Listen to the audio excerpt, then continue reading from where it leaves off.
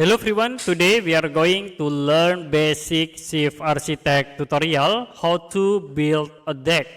So we have this example floor plan, and if you want to create deck, you can click this icon, and then there are 5 options to create deck. You can create strike, cube, strike deck edge, cube edge, and then polygon deck.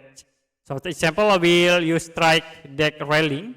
You can click, and then I will set like from these points into here. Okay, move to drag, and then I will finish at this point.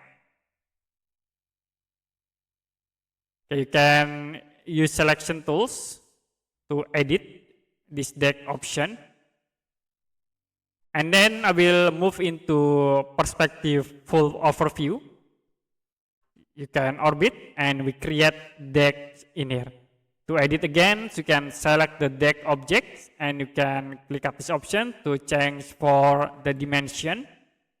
And you can view again in this perspective full overview. Okay, that's it for basic Shift Architect tutorial, how to build a deck. If you have any question about tutorial, you can comment below this video.